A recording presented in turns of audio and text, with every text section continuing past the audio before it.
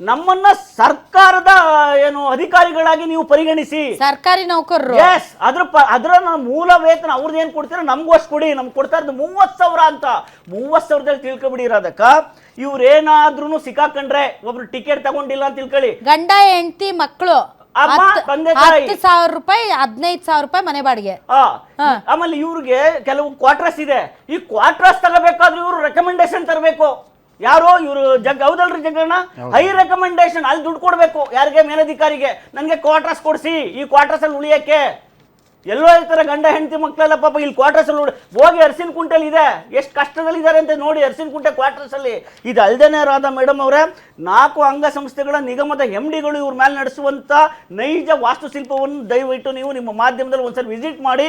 ಇದ್ರ ಜೊತೆಗೆ ಇವೆಲ್ಲವನ್ನ ಆಧಾರವಾಗಿ ಇಟ್ಕೊಂಡು ನಾವು ನಟರಾಜ್ ಗೌಡ್ರೆ 4,500 ಎಲೆಕ್ಟ್ರಿಕ್ ಬಸ್ ಒಬ್ಬನೇ ಮೇಡಮ್ ಬಂದಿರೋದು. ಯಾರು? ಕುಮಾರಸ್ವಾಮಿ ಸಾಹೇಬ್ರ ಹತ್ರ ಬಂದಿರೋದು ರಾಮಲಿಂಗಾರೆಡ್ಡಿ ಅವರು ಒಬ್ಬರೇ. ನಮಗೆ ಕೊಡಿ, ಸಮಸ್ಯೆ ಇದೆ ಅಂತ ಕೊಟ್ಟಿದ್ದೀವಿ. 2026ಕ್ಕೆ ಇವ್ರು ಕೇಳಿದರೆ 7,500 ಬಸ್ ಕೊಡಿ ಅಂತ ಖಂಡಿತ ಫುಲ್ಫಿಲ್ ಮಾಡ್ತೀವಿ. ಯಾವಾಗ?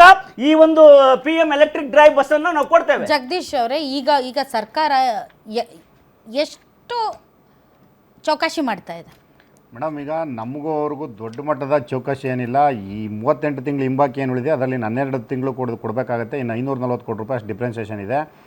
ಮೂಲ ನಮಗೆ ಕಾಂಗ್ರೆಸ್ ಸರ್ಕಾರಕ್ಕೂ ನಮಗೂ ಏನು ಇದಾಗಿದೆ ಅಂತಂದರೆ ಒಂದು 24ರ ವೇತನ ಹೆಚ್ಚಳ ಏನಿದೆ, 24ರ ವೇತನ ಹೆಚ್ಚಳ ಮಾಡಿದ್ರೆ ಇವರು ಸಹ ಈಗ 26 ತಿಂಗಳ ವೇತನದ ಹಿಂಬಾಕಿಯನ್ನು ಈ ಸರ್ಕಾರನೂ ಸಹ ಕೊಡಬೇಕಾಗುತ್ತೆ ಮೇಡಮ್. ಅವ್ರದ್ದು 38 ತಿಂಗಳು, ಇವ್ರದ್ದು 26 ತಿಂಗಳು, 64 ತಿಂಗಳು ಹಿಂಬಾಕಿ ಹಣ ಈ ಎರಡೂ ಇವಾಗ ಆಳ್ತಾ ಇರ್ತಕ್ಕಂಥ ಸರ್ಕಾರದ ಮೇಲೇ ಹೊರೆ ಇದೆ. ಹಿಂದೆ ಸರ್ಕಾರ ಮಾಡಿದಂಥವ್ರು 38 ತಿಂಗಳು ನಿಲ್ಲಿಸೋಗಿದ್ದಾರೆ. ಈಗ ಆಳ್ತಾ ಇರ್ತಕ್ಕಂಥ ಸರ್ಕಾರ 26 ತಿಂಗಳು. ಅಶೋಕ್ ಅವರು ಏನೂ ಆಗೇ ಇಲ್ಲ ಮೇಡಮ್, ಇಲ್ಲಿ ವಾಸ್ತವತೆ ಈಗ ನಮ್ಮ JDS ವಕ್ತಾರರು ಸಂಪೂರ್ಣವಾಗಿ ಸಾರಿಗೆ ಸಂಸ್ಥೆಯ ವಾಸ್ತವತೆಯನ್ನು ಬಿಚ್ಚಿಡ್ತಾ ಇದ್ದಾರೆ. ನಾನು ನಿಗಮ ಮಂಡಳಿ ಅಧ್ಯಕ್ಷರಲ್ಲೂ ಮನವಿ ಮಾಡ್ತಾ ಇದ್ದೀನಿ. PMTCನಲ್ಲಿ ಪರಮ ಭ್ರಷ್ಟ ಅಧಿಕಾರಿಗಳು ಸೇರ್ಕೊಬಿಟ್ಟಿದ್ದಾರೆ. ಅದರಲ್ಲೂ ಒಬ್ಬರು CSO ಅಂತ ಅಂದ್ಬಿಟ್ಟು ಸೆಕ್ಯೂರಿಟಿ ಆಫೀಸ್ ಇದ್ದಾರೆ.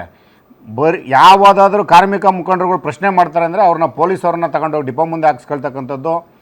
ನನಗೆ ಈ BMTCನಲ್ಲಿರ್ತಕ್ಕಂಥ ಅಧಿಕಾರಿಗಳಿಗೆ ಗನ್ನೊಂದು ಕೊಟ್ಟಿಲ್ಲ ಕಾರ್ಮಿಕರ ಹತ್ರ ಕೆಲಸ ಮಾಡಿಸ್ಕೊಳ್ಳೋದಕ್ಕೆ. ನಿಮಗೆ ಶೂಟ್ ಮಾಡ್ತೀವಿ, ಕೆಲಸ ಮಾಡಲಿಲ್ಲ ಅಂತಂತಂದರೆ ಅಷ್ಟರ ಮಟ್ಟಿಗೆ ಕಿರುಕುಳಕಲ್ನವನ್ನು ಮಾಡಿ ಅವರಿಂದ ಕೆಲಸ ತೆಗಿತಕ್ಕಂಥ.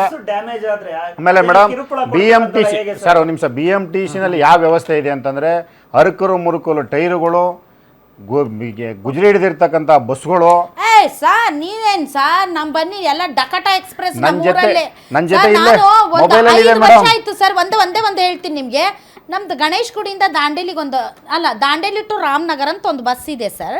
ಅದು ನಮ್ಮ ಗಣೇಶ್ ಗುಡಿ ಅಂತ ನಮ್ಮ ಊರ ಮೇಲೆ ಹೋಗುತ್ತೆ ಸರ್. ಮುಂದ್ಗಡೆ ಇದಿದೆ ಅಲ್ಲ ಸರ್, ಗ್ಲಾಸ್ ಅಡ್ಡ ಸೀಳಿದೆ ಸರ್. ನಮ್ಮಲ್ಲಿ ಹೆವಿ ಪಶ್ಚಿಮ ಘಟ್ಟ, ಸಿಕ್ಕಾಪಟ್ಟೆ ಮಳೆ ಬರುತ್ತೆ ಸರ್. ಮಳೆ ಬಂದರೆ ಗ್ಲಾಸ್ ಮಂಜು ಕಟ್ಟುತ್ತೆ. ಡ್ರೈವರ್ ಸ್ಟೇರಿಂಗನ್ನು ಒಂದು ಕೈಯಲ್ಲಿ ಹಿಡ್ಕೋಬೇಕು, ಒಂದು ಕೈಯಲ್ಲಿ ಒರೆಸ್ತಿರ್ಬೇಕು. ತಿರುವುಗಳು ಇರುವಂತಹ ಪ್ರದೇಶ. ಏನಾದರೂ ಯಾರು ಜವಾಬ್ದಾರಿ ಸರ್? ಹಿಂಗೈತಿ ಬೆಂಗಳೂರ್ದು ಅಷ್ಟೇ ಇಲ್ಲ, ನಮ್ಮೂ ಬರೀ ಇಲ್ಲೆಲ್ಲ ಯೂಸ್ ಆಗಿದ್ದು ಡಕೋಟಾ ಎಕ್ಸ್ಪ್ರೆಸ್ ಬಸ್ ಬಿಡ್ತಾರೆ ಆ ಕಡೆ. ನಾನು ನಟರಾಜ್ ಗೌಡರು ಇದ್ದಾರೆ, ದಯಮಾಡಿ ಅವ್ರಿಗೆ ನಾನೊಂದು ಮನವಿ ಮಾಡ್ತೀನಿ. ನಿಗಮ ಮಂಡಳಿಗೆ ಅಧ್ಯಕ್ಷರ ನೇಮಕಾತಿ ಮಾಡಿದ್ದೀರಾ ನಟರಾಜ್ ಗೌಡ್ರು, ಒಂದೇ ಒಂದು ನಿಮಿಷ ನಾನು ನಿಮ್ಮಲ್ಲಿ ಮನವಿ ಮಾಡ್ತಾ ಇದ್ದೀನಿ. ಅಧ್ಯಕ್ಷರುಗಳು ನೇಮಕಾತಿ ಮಾಡಿರ್ತಕ್ಕಂಥದ್ದು ಸಂಸ್ಥೆ ಒಳಗಡೆ ಇರ್ತಕ್ಕಂಥ ಲೂಪ್ ಪೋಲ್ಸನ್ನು ಕಂಡುಹಿಡಿದು ಸರಿಪಡಿಸೋದಕ್ಕೋಸ್ಕರ ಅವರು ಆ ಕೆಲಸವನ್ನು ಮಾಡ್ತಾ ಇಲ್ಲ. BMTC ಒಳಗಡೆ ಇರ್ತಕ್ಕಂಥ CSO ಅಂತಕ್ಕಂಥ ಒಬ್ಬ ಸೆಕ್ಯೂರಿಟಿ ಆಫೀಸರು ಯಾರಾದರೂ ಕಾರ್ಮಿಕ ಮುಖಂಡರುಗಳು ಕಾರ್ಮಿಕರು ಪ್ರಶ್ನೆ ಮಾಡಿದ್ರೆ ಪೊಲೀಸ್ ರಿಸರ್ವ್ ವ್ಯಾನ್ ತಗೊಂಬಂದು ಡಿಪೋ ಮುಂದೆ ನಿಲ್ಸ್ಕೊತಾರೆ.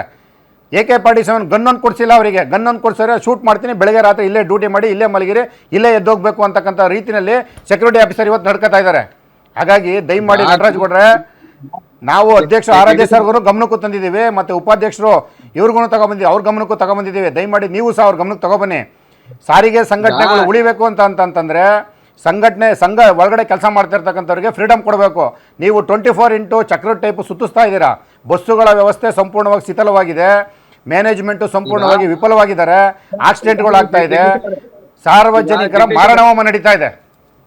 ಈಗ ಜಗದೀಶ್ ಅವರೇ, ತಾವ್ ಹೇಳಿದ್ರಿ ಈಗ ಅರಕು ಮುರುಕು ಬಸ್ಸುಗಳು ಅಂತ. ಈಗ ನಿಮ್ಗೆ ಗೊತ್ತಿದೆ 2020 ಇಂದ 23-24 ಬಸ್ಗಳು ಬಂದಿರ್ಲಿಲ್ಲ.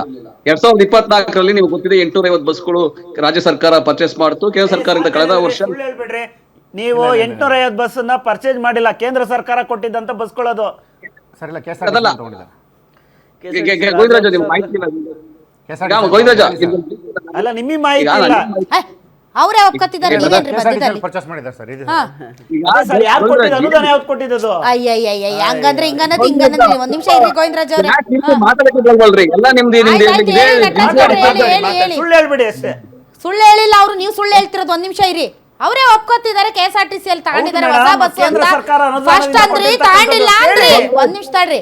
ಫಸ್ಟ್ ಅಂದ್ರಿ ತಗೊಂಡಿಲ್ಲ ಅಂತ, ಫಸ್ಟ್ ತಗೊಂಡಿಲ್ಲ ಅಂದ್ರೆ ಅವ್ರು ತಗೊಂಡಿದ್ದಾರೆ ಅಂದ್ಮೇಲೆ ಯಾರು ತಗೊಂಡಿದ್ದಾರೆ? ಕಳೆದ 3 ವರ್ಷದಿಂದ ಎಷ್ಟು ಬಸ್ ಪರ್ಚೇಸ್ ಆಗಿದೆ ಅಂತ ಹೇಳ್ಬಿಡಿ, ರಾಜ್ಯದ ಜನತೆ ಗೊತ್ತಾಗಲಿ. ಗೋವಿಂದರಾಜ್ ಅವರೇ, ಸುಮ್ನೆ ವಿಷಯಾಂತರ ಮಾಡ್ಬೇಡಿ, ಒಂದು ಆರೋಗ್ಯಕರ ಚರ್ಚೆ ಮಾಡ್ತಾ ಇದ್ದಾರೆ. ಖಂಡಿತ ನಾವು ಆರೋಗ್ಯಕರನ ಚರ್ಚೆ ದಯವಿಟ್ಟು ಮಾಡಕ್ಕೆ ಒಂದ್ ಸ್ವಲ್ಪ ಇಷ್ಟಪಡೋದು. ಇಂಟರಪ್ಷನ್ ಬೇಡ, ಹೇಳಿ. ಈಗ ಅಶೋಕ್ ಅವರು ಮತ್ತು ಬಿಜೆಪಿ ಮುಕ್ತಾರ್ ಇಬ್ರು ಸುಳ್ಳು ಹೇಳ್ತಾ ಇದಾರೆ, ಅದು ಅವ್ರಿಗೆ ಸೇರ್ಕೊಂಡಿದ್ದು. ಬಟ್ ನಾನೇನ್ ಹೇಳ್ತಾ ಇದ್ದೆ ಅಂದ್ರೆ, ಕಳೆದ ವರ್ಷ 2020ರಲ್ಲಿ 1700 ಬಸ್ಗಳು ಸೇರಿದೆ. ಯಾವುದು ಎಲೆಕ್ಟ್ರಿಕ್ ವೆಹಿಕಲ್ಗಳು 1700 ಬಸ್ಗಳು ಸೇರಿದೆ. ಈ ವರ್ಷ ಕೂಡ ಎಲ್ಲಿಂದ ಬಂದಿದೆ ಅದನ್ನು ಹೇಳಿ. ಸೇರಿದೆ ಸೇರಿದೆ ಅಂದ್ರೆ ಕೇಳಿ. ಹಾ, ಹಂಗಾದ್ರೆ ನಮ್ಮ ಮಹೇಶ್ ಗೌಡ್ರು ಹೇಳ್ತಿರೋದು ಕರೆಕ್ಟ್. ಕೇಂದ್ರ ಸರ್ಕಾರದಿಂದ ಕುಮಾರಸ್ವಾಮಿ ಅವರ ಇಲ್ಲ ಕೇಂದ್ರ ಸರ್ಕಾರ ಮತ್ತು ರಾಜ್ಯ ಸರ್ಕಾರ ಅನುದಾನದಲ್ಲಿ ಕೇಳಿಸ್ಕೊಳ್ಳಿ. ಕೇಂದ್ರ ಮತ್ತೆ ರಾಜ್ಯ ಸರ್ಕಾರದ ಶೇರಿಂಗ್ ಅಲ್ಲಿ, ನನಗೆ ಹಣ ಎಷ್ಟು ಶೇರಿಂಗ್ ಅಂತ ಗೊತ್ತಿಲ್ಲ, ಬಟ್ ಇಬ್ಬರು ಶೇರಿಂಗ್ ಅಲ್ಲಿ ಆ 1700 ಬಸ್ಗಳು ಕೊಂಡ್ಕೊಂಡಿದ್ದಾರೆ. ಈ ವರ್ಷ ಕೂಡ 2000 ಬಸ್ಗಳು, 3000 ಬಸ್ಗಳು ಈ ವರ್ಷ ಕೂಡ 2026ರಲ್ಲಿ ಕೇಂದ್ರ ಮತ್ತೆ ರಾಜ್ಯ ಸರ್ಕಾರದ ಇಬ್ಬರದು ಅನುದಾನದಲ್ಲಿ ಈ ಸಾರಿಗೆ ಸಂಸ್ಥೆಗಳಿಗೆ ಈ ವರ್ಷ ಕೂಡ 3000 ಬಸ್ಗಳು ಸೇರ್ತವೆ. ಆದ್ರೆ 2020ರಿಂದ 23ವರೆಗೆ ಮಾಡಿದ್ದು ನಾನು ಒಳ್ಳೆ ಕೆಲಸ. ನನ್ಗೆ ಅವತ್ತು ಇಡೀ 38 ತಿಂಗಳು ಕೊರೋನಾ ಬೇಡ. ಈಗ ಬಹಳಷ್ಟು ಪ್ರಶ್ನೆಗಳನ್ನ ಜಗದೀಶ್ ನಿಮ್ಗೆ ಕೇಳಿದ್ದಾರೆ. ಆ ವಿಚಾರದಲ್ಲಿ ದಯವಿಟ್ಟು ಮಾತಾಡಿ ನಟರಾಜ್ ಗೌಡ್ರೆ. You are a sensible politician. ದಯವಿಟ್ಟು ನೀವು ಪಾಲಿಟಿಕ್ಸ್ ಮಾತಾಡೋದ್ ಬೇಡ. ಅವರೊಂದು SOS ಗಳ ಉಪಟಳಗಳ ಬಗ್ಗೆ ಮಾತಾಡ್ತಾ ಇದ್ದಾರೆ, ಅದ್ರ ಬಗ್ಗೆ ಮಾತಾಡಿ. ಆ ಟೈಮಲ್ಲಿ 2020ರಿಂದ ಇಂಧನದ ಮೇಲೆ ಬಾಕಿ ಇತ್ತು. ಇಂಧನದ ಮೇಲೆ ಬಾಕಿ ಇದ್ದಿದ್ದನ್ನು ಕೂಡ ನಾವು 2023ರಿಂದ ನಾವು ಅದನ್ನ ತೀರ್ಸ್ಕೊಂಡು ಬಂದಿದ್ದೀವಿ. ಕೇಳಿ, ಅದು ಕೇವಲ 38 ತಿಂಗಳ ಹಿಂಬಾಕಿ ಮಾತ್ರ ಅಲ್ಲ ನಾನು ಹೇಳ್ತಾ ಇರೋದು. ಈ ತರದ ಬಾಕಿಗಳು 1,000 ಕೋಟಿ ರೂಪಾಯಿ 2020ರಿಂದ 23ವರೆಗೆ ಇಂಧನದ ಮೇಲೆ ಇವ್ರ ಮೇಲೆ PF ಹಣವನ್ನ ಕಟ್ಟಿರ್ಲಿಲ್ಲ. ಅದ್ರದ್ದು ಕೂಡ ಆ ರೀತಿಯಾದಂತಹ ಬಹಳ ಬಾಕಿಯನ್ನ 1,000 ಕೋಟಿ ರೂಪಾಯಿ 2023-24ರಲ್ಲಿ ನಾವು ನಮ್ಮ ಸರ್ಕಾರ ತೀರ್ಸಿದ್ದೀವಿ.